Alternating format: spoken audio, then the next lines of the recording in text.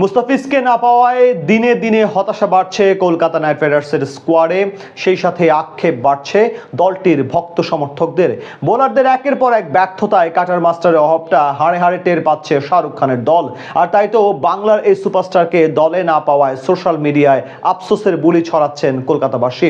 মুস্তাফিজকে না পেয়ে কলকাতার ভক্ত সমর্থকদের এই হতাশা নিয়ে বিস্তারিত এই রিপোর্টে। রোহিত কোহলিদের দেশে আইপিএল এক উৎসবের মঞ্চ হলেও কলকাতা নাইট রাইডার্সের ভক্ত সমর্থকদের কাছে এটা রীতিমতো এক বিষাদে পরিণত হয়েছে। অনেক আশা নিয়ে নিলামের মঞ্চে কোটি কোটি টাকা খরচ করেছেন কলকাতার মালিক শাহরুখ খান, কিন্তু সেই খরচ অনুযায়ী সার্ভিসটা আর পাচ্ছেন না কলকাতা। বড় বড় তারকা নিয়ে দল সাজালেও কলকাতার স্কোয়াড দুর্বল হয়ে পড়েছে বিসিসিআই এর এক পক্ষপাতমূলক সিদ্ধান্তে।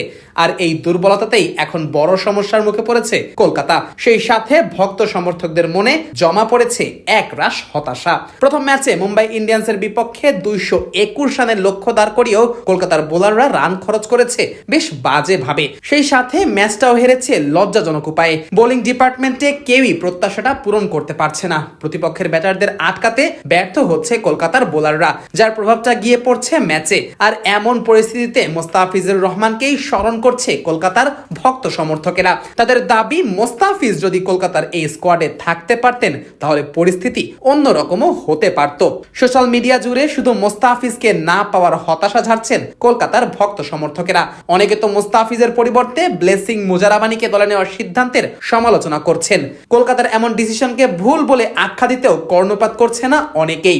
বর্তমান সময়ে শর্টার ফরম্যাটের ক্রিকেটে মোস্তাফিজুর রহমানের জুড়ি নেই। তার কাটার স্লোয়ারের সামনে ব্যাটারদের কিছুই করার থাকে না। ক্রিকেট বিশ্লেষকদের মতে মোস্তাফিজ বাঁহাতি মুতিয়া মুরলীধরন। কবজির মোচড়ে মোস্তাফিজ ব্যাটারদের সাথে ছেলে খেলা করেন প্রতিনিয়তই। ব্যাটাররা তো বুঝতেই পারে না তার কোন বলের গতি কেমন হবে আর কোন বল কোন দিকে ঘুরবে। এর পাশাপাশি ডেথ ওভারেও বেশ কার্যকরী ভূমিকা রাখতে সক্ষম বাংলার এই কাটার মাস্টার। সেই সাথে নতুন বলেও উইকেট তুলে নেওয়ার সক্ষমতা আছে বাংলার এই সুপারস্টারের।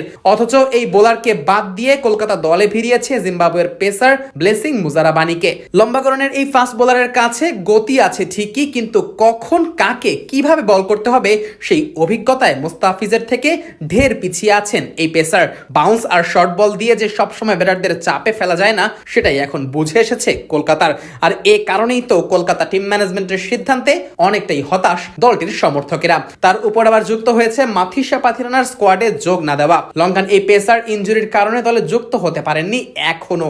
সেই সাথে হর্ষিত রানা, আকাশদীপ সিংরা আসর শুরুর আগেই ছিটকে গেছেন। ক্যামেরন গ্রিনকে দিয়ে বল করাতে পারছে না কলকাতা। সব মিলিয়ে একেবারে হজবরল এক অবস্থা লেগে আছে কলকাতা শিবিরে। নিজেদের প্রিয় দলের বোলিং ইউনিটের এমন অবস্থা দেখে তাই হতাশায় দিন পার করতে হচ্ছে কলকাতার ভক্ত সমর্থকদের। সাথে আফসোসটাও বেড়েই চলেছে ক্রমশ। শুধু এটাই ভাবছে, ইস, আজ যদি মুস্তাফিজ স্কোয়াডে থাকতো তাহলে এমন দিন দেখতে হতো না শাহরুখের দলের।